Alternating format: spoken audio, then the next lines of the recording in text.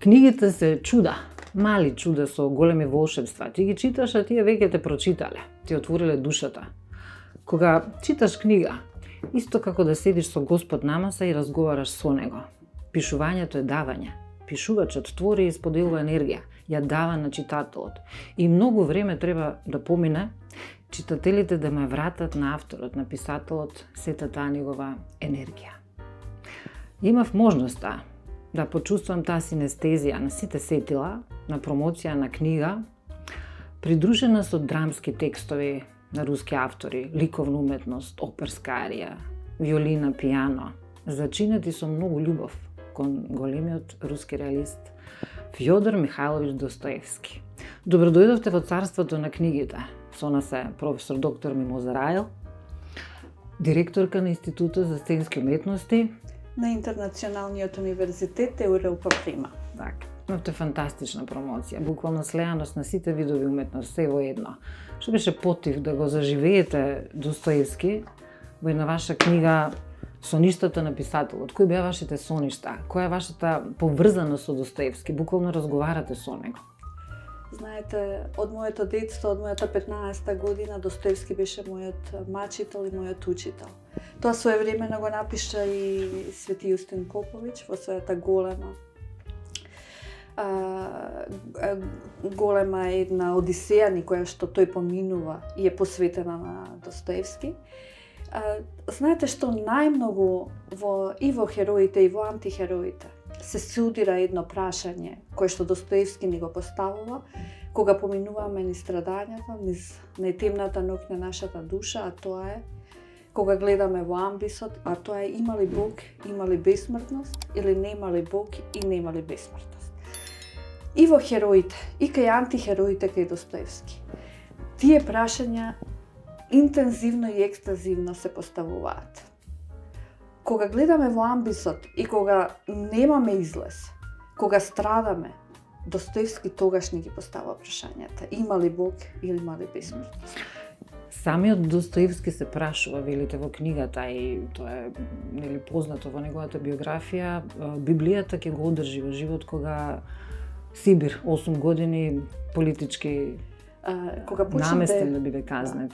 Кога почнав да истражувам за Достоевски, тоа беше една море, една ризница на податоци за неговата биографија, која што е фантастична.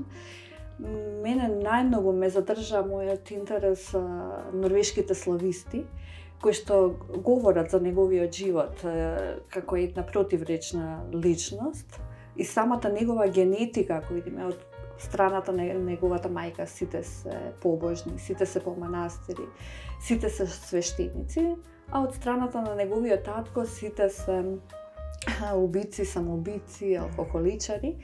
И токму таа генетска спротиставеност помеѓу едното и другото го гледаме во самата биографија на Достоевски, но и во секој херој и во антихерој. Кај Достоевски, знаете, тој се раѓа во Москва, меѓутоа умира во Санкт Петерсбург и за Санкт Петерсбург ќе рече: знаете ли вие, Господа, што значи да се биде сонувач под Санкт Петерсбуршкото небо? Тука соништата се воспоставуваат и восталечуваат во миг, таму волшебствата живеат. И од еден сон кој што во белите ноќи го видов кај Достоевски, се прифрли во сонот на Љоша Карамазов, во сонот на Раскольников дека тој со својата волја во злосторство и казна. Од таму е сонот на Ставрогин, еден од најнегативните, најтрагичните ликови во негативна смисла, што е воопшто создаден во светската книжевност. А тоа е всушност Ставрогин е представник на западноевропскиот човек со голема харизма, човек кој што социјално се котира високо на социјалните слоеви, човек кој што има голема публика, омилен е кај жените, има многу убав изглед, меѓутоа има една ладнотија во неговата душа и ги протежира сите оние карактеристики, сите доблести што западната Европа сака нас, значи Достоевски како еден голем визионер, од тогаш ни ги поставува вредностите кои што се на запад. на Западна Европа. Вака вели Достоевски, со овие вредности во воспоставена Европа, таа тоне во атеизам, а атеизмот никогаш не оди сам, туку секогаш се Нихилизмот. во точно така, секогаш се појавува во триадата на нихилизам и морализам. Нихилизмот во смисла дека сите вредности Уништење на изгубија својата вредност, и морализмот дека веќе не, тоа е спротивно на аморалноста. И кај иморализмот имаме губење на границата помеѓу доброто и злото. Значи, границата помеѓу доброто и злото е апсолутно избришана. Тоа беше мотивот? Тоа беше мотивот, и вие што го споменавте тоа, кога тој умира неговата мајка, па потоа оди во воено училиште, подоцна ќе во својата анархистичка фаза во животот, тој ќе се бори против царска Русија, затоа што царското самоволие. затоа што мора да го земеме контекст целиот период во кој што Достоевски пишува и твори, а тоа е кога веќе француската револуција буржоаска победува и веќе Русија тоне во својата тежина и треба да се создаде нешто ново, меѓутоа Достоевски е многу скептичен што е тоа ново во подоцнежната фаза, преку ликот на Врховенски, ќе видиме. Типично за интелектуалците. Типично за интелектуалците, меѓутоа тој го понесува тој порив да се бори против самоволието, како што рековте, на царска Русија, и заради тие дела, тие памфлети што ги пишува и така натаму, е осуден на смртна казна. Па помилуван. Па помилуван со 10 годишна тешка робија во Сибир. Како Расколников. Точно така. И тој многу е впечатлив еден момент во неговото творештво, кога тој го ја објаснува што се случува со душата на човекот кога ќе осудиме на смртна казна, и знаеме го тоа кнезот Мишкин во како поетично го раскажува случајно, меѓутоа вели кажано ние да не убиваме, меѓутоа ние имаме епитимија, можеме да направиме христијанска наобразба на убиецот и на злосторникот. Оно што е всушност и Расколников успеа да го излечат сето таа од двократно убиство, тоа е вербата во Бога и признавањето на гревот. Дека точно, а совеста, тоа е совеста. Достоевски бил многу под влијание на Кант, баш во однос на Расколников. По познато мото на Кант, која вели ништо не ме возбудува така како звезденото небо над мене и моралниот закон во себе. Така. И во Расколников тие се судираат и затоа. И самото име му е.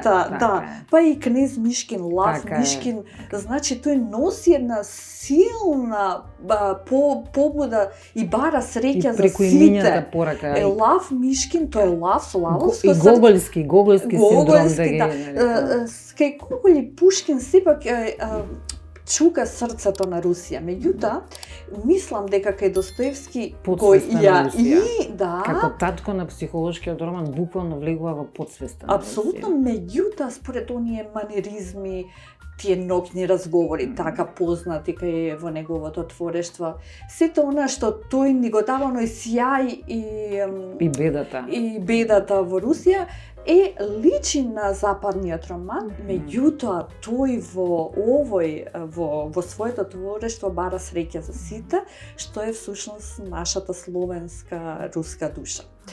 Предвестник е всушност на ова време сега. Самите спомнате дека е визионер во книгата, и на екзистенцијализмот и на прашањето. Поготово ова што се случува како распадот на вредностите во Европа, и тој како вели јас како руски европјанин сум многу загрижен каде оди Европа.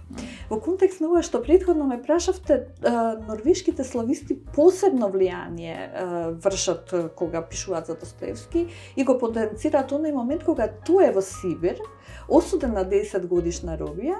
Единствена книга која што можел да ја земе е Библијата и Евангелието по Јован е целосно, што е химна на љубовта, е целосно поцртана. Како што кажав, преку ликот на Ставрогин и она што е предвестник, што вие многу добро така го воочувате, е дека на вистина ова што се случува со Европа. Тој вели нема Европа да ја уништи крадењето на богатството во Париз, ниту Париската комуна ќе ја уништи француската култура, туку она што се случува во душата на самиот човек, а тоа е одвојувањето на Бога преку гордоста на Ставрогин, волјата на Раскольников. Значи, јас имам мојата волја. Тоа е сите симптоми на надчовекот, на Ничеовиот надчовек. И третото, сето тоа оди во атеизам, а атеизмот со себе. Ако не постои Бог, тогаш и морализмот, анархизмот и нихилизмот чукаат на вратата. Ако постои Бог, тогаш одговорноста е огромна, затоа што ние имаме слобода од нашиот Творец. Меѓутоа, слободата во христијанска смисла е многу тешко бреме да се носи во овој материјален свет. Но верувањето во Бога е огромна одговорност. Сметате ли дека луѓето некако сето тоа го веќе да се вратиме во ова наше време, кој буквално вас ве поттикна веројатно да нурнете и ги поврзете овие декади, колку се луѓето квази верници? Апсолутно сте во право.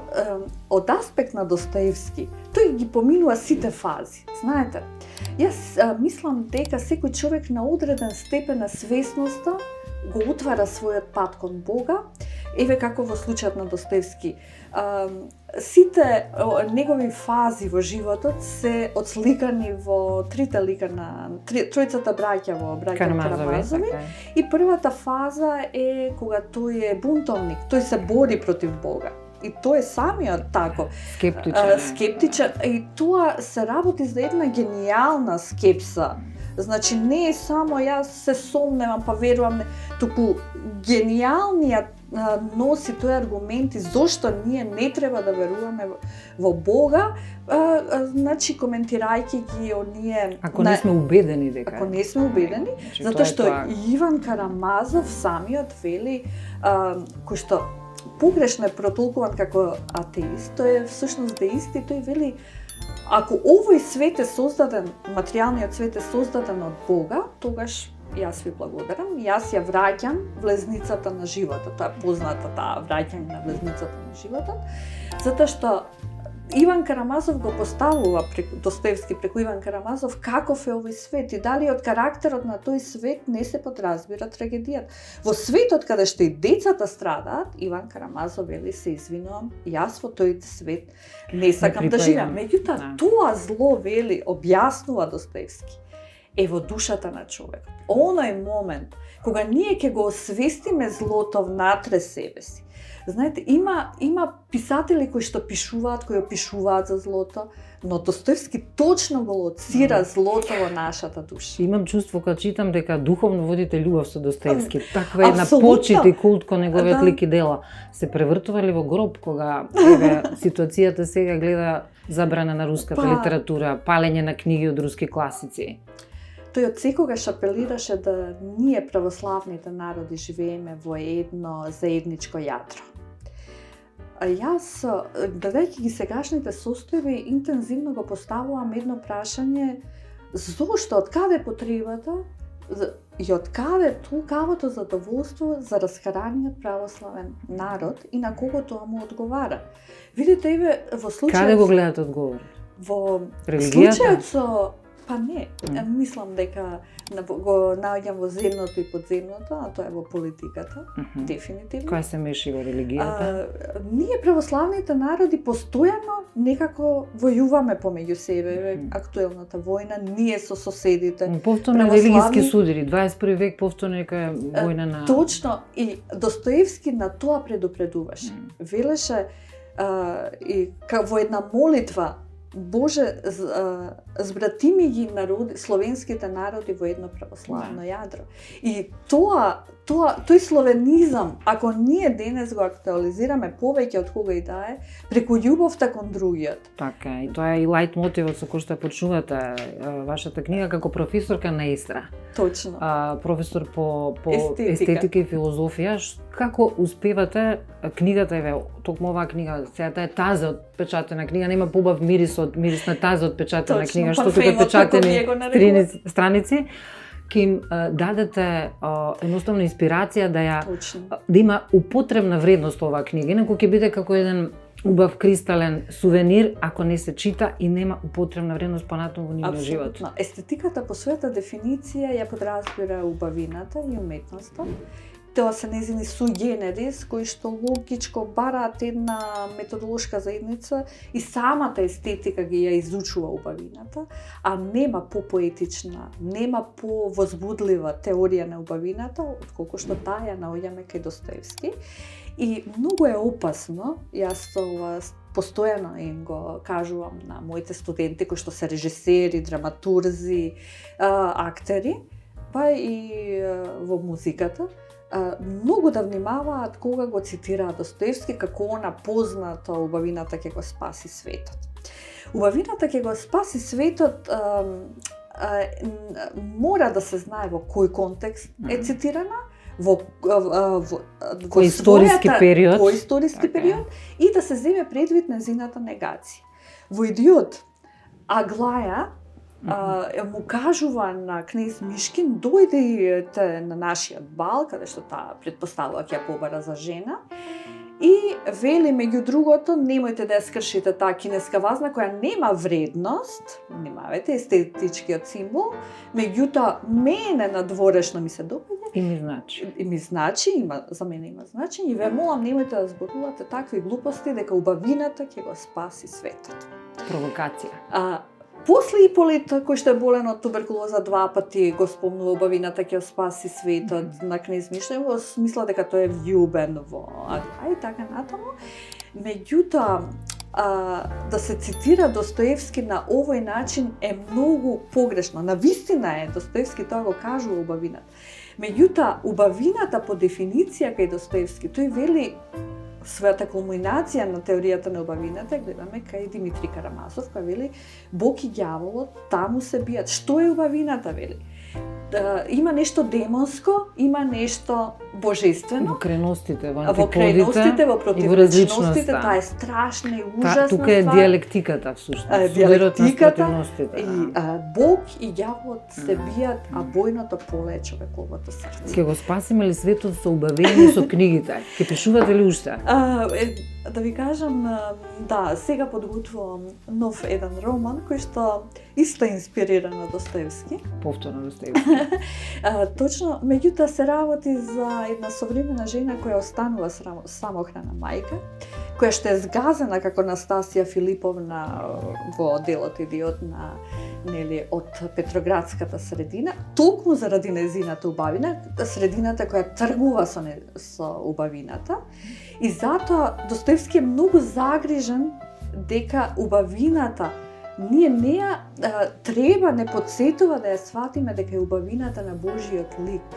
Убавината на она божествена искра во нашата душа. Тоа е дефиниција агап, врв на љубовта, врв на љубовта, уште од античко време, безусловна љубов. Се чувствува во секоја страница од вашата книга, буквално, и ми беше драго што сте дел од овие наши обиди да замирисаме на YouTube каналите на книга, да ја вратиме книгата кај читателите.